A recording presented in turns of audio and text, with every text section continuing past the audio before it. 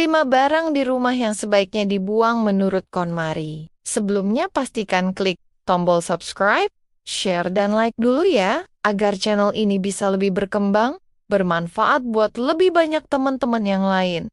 Terima kasih. Yuk lanjut deh. Halo Mams semua. Pernah nggak sih niatnya cuma mau duduk manis di rumah, tapi baru lihat sudut ruangan aja, hati sudah capek duluan. Barang ada di mana-mana, mata sibuk, pikiran ikut ribut, padahal kita nggak ngapa-ngapain. Lucunya, tiap hari merasa beres-beres, tapi rumah tetap kelihatan penuh, dan ujung-ujungnya kita nyalahin diri sendiri sambil bilang, kok aku begini amat ya? Padahal yang berantakan itu bukan cuma rumah, tapi juga kepala. Aku juga pernah di fase menyimpan semua barang dengan alasan sayang, takut dosa, takut dibilang gak menghargai, takut nanti kepikiran, barang rusak disimpan, hadiah gak kepakai, tetap dipajang, baju lama ditungguin, sambil berharap badan tiba-tiba berubah sendiri. Kita ketawa kecil sambil bilang, nanti juga dipakai. Padahal tiap lihat barang itu, rasanya kayak diingatkan, kamu gagal lagi hari ini. Satirnya, rumah yang harusnya bikin tenang, malah jadi tempat paling rajin menghakimi. Sampai akhirnya aku sadar, mungkin masalahnya bukan kita yang malas atau kurang rapi, tapi kita terlalu berat melepaskan. Rumah itu sebenarnya cermin perasaan. Makin penuh isinya, makin sesak rasanya. Dan tanpa sadar, kita hidup di tengah barang-barang yang enggak lagi bikin senang, tapi tetap dipertahankan demi perasaan orang lain. Sampai lupa satu hal penting, kita juga berhak merasa lega di rumah sendiri. Yang pertama, barang rusak yang masih kita simpan, karena alasan klasik, siapa tahu masih bisa dipakai. Contohnya rice cooker, yang tutupnya sudah nggak rapat, colokan kipas angin yang harus diputer dulu baru nyala, atau lemari yang pintunya harus ditahan pakai kaki supaya nggak kebuka. Setiap kali kita pakai barang itu, sebenarnya ada rasa kesal kecil yang muncul, meski cuma sepersekian detik. Dan rasa kesal kecil yang berulang itu lama-lama numpuk jadi capek mental. Apalagi buat kita para moms yang sehari-harinya sudah penuh keputusan kecil. Masalahnya, barang rusak ini sering kita simpan bukan karena berguna, tapi karena rasa sayang dan rasa bersalah. Padahal tiap lihat itu barang, otak kita langsung dapat sinyal, ini belum beres, ini belum selesai. Rumah yang isinya banyak masalah kecil seperti ini, bikin pikiran gak pernah benar-benar istirahat. Lucunya, kita sering lebih sayang sama barang rusak dibanding diri sendiri yang sebenarnya pengen hidup lebih ringan. Yang kedua, barang hadiah yang gak pernah kita pakai, tapi tetap disimpan rapi. Misalnya tas dari saudara yang modelnya bukan kita banget, gelas cantik yang sayang dipakai, atau hiasan yang tiap dilap cuma sambil mikir, ini sebenarnya buat apa ya? Setiap lihat barang itu, ada rasa terpaksa.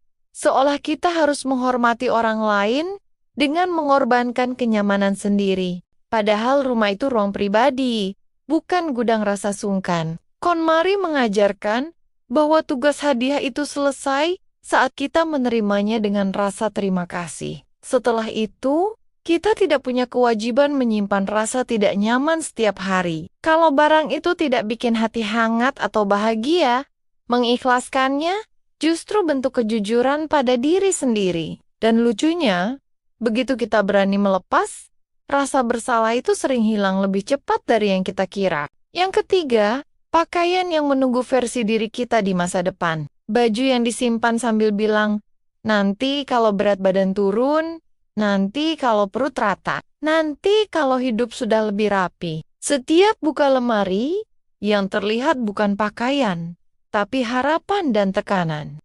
Dan ternyata, akhirnya tiap pagi, tanpa sadar kita memulai hari dengan rasa kurang. Padahal, pakaian seharusnya mendukung hidup kita sekarang, bukan menghakimi tubuh kita hari ini. Baju yang nyaman dan pas dipakai hari ini, jauh lebih berharga daripada baju kecil yang cuma jadi target imajiner. Menyimpan terlalu banyak pakaian seperti ini bikin lemari penuh, tapi rasa percaya diri justru kosong. Sedikit bercanda ya, kalau bajunya sudah bertahun-tahun menunggu, bisa jadi dia juga capek nungguin kita. Yang keempat, barang kecil yang katanya murah, tapi belinya sering. Wadah plastik, toples lucu, gantungan serbaguna, atau pernak-pernik diskon yang dibeli sambil bilang, lumayan murah, satu barang memang terasa sepele.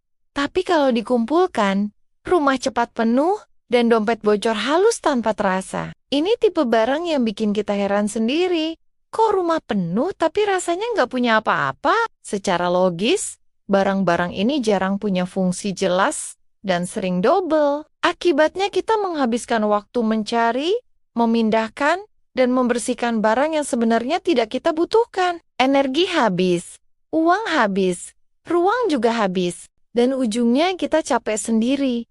Padahal yang capek itu bukan rumahnya, tapi kita yang kebanyakan kompromi. Yang kelima, barang yang menyimpan kenangan menyedihkan. Surat lama dari masa sulit, benda dari hubungan yang menyakitkan, atau barang yang mengingatkan pada kegagalan. Setiap kali melihatnya, hati langsung terasa berat.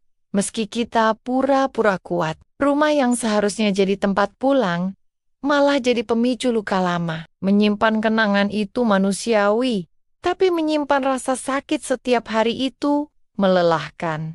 Barang seperti ini membuat emosi kita stuck di masa lalu, dan tanpa sadar, kita membawa beban itu ke kehidupan sekarang, ke pasangan, ke anak, ke diri sendiri. Melepasnya bukan berarti melupakan, tapi memilih untuk hidup lebih ringan. Secara emosional, kelima jenis barang ini punya satu kesamaan. Mereka tidak memberi manfaat nyata, tapi terus mengambil ruang mental. Rumah terasa penuh, bukan karena kekurangan rak, tapi karena terlalu banyak emosi yang tidak kita sadari menumpuk. Dan sebagai moms, kita sering lupa bahwa ketenangan kita juga penting. Ketika barang-barang ini mulai dilepas, perubahan terasa pelan tapi nyata. Rumah jadi lebih mudah dirapikan, pikiran lebih tenang, dan keputusan sehari-hari terasa lebih ringan. Kita jadi lebih sadar sebelum membeli sesuatu. Bukan karena pelit,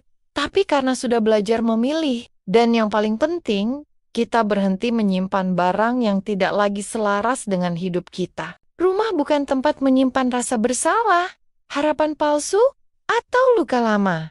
Rumah adalah tempat kita bernapas tanpa beban. Dan kadang, yang kita butuhkan bukan rumah yang lebih besar, tapi hati yang lebih lapang. Kadang yang bikin capek itu bukan beres-beresnya, tapi perasaan gak enakan sama barang. Barang rusak, disayang. Barang gak kepakai, disimpan. Barang yang bikin sedih dipeluk terus. Padahal, kita sendiri yang tiap hari kecapekan. Rumah akhirnya jadi penuh. Bukan karena kurang ruang, tapi karena terlalu banyak rasa nggak tega. Lucunya, kita jago ngerawat barang, tapi sering lupa ngerawat diri sendiri. Padahal rumah itu harusnya jadi tempat pulang, bukan tempat uji kesabaran, tempat rebahan tanpa mikir, tempat narik napas tanpa merasa bersalah, bukan tempat ngingetin kita soal baju lama yang nggak muat, atau barang lama yang nyimpen drama. Melepas barang bukan berarti nggak bersyukur. Justru itu tanda kita cukup dewasa buat bilang, terima kasih ya, tapi aku mau hidup lebih ringan sekarang. Jadi kalau suatu hari kamu mulai berani melepaskan satu barang lalu satu lagi, lalu satu perasaan yang ikut pergi, percaya deh, itu bukan kehilangan, itu ruang baru. Ruang buat tenang, ruang buat bahagia, ruang buat versi kamu yang lebih lega. Dan siapa tahu, setelah rumahnya bernapas, hatinya juga ikut lega. Dan hidup terasa sedikit lebih ramah. Terima kasih mom semua sudah menemani dan mendengarkan ceritaku sampai akhir. Sampai ketemu lagi di video berikutnya.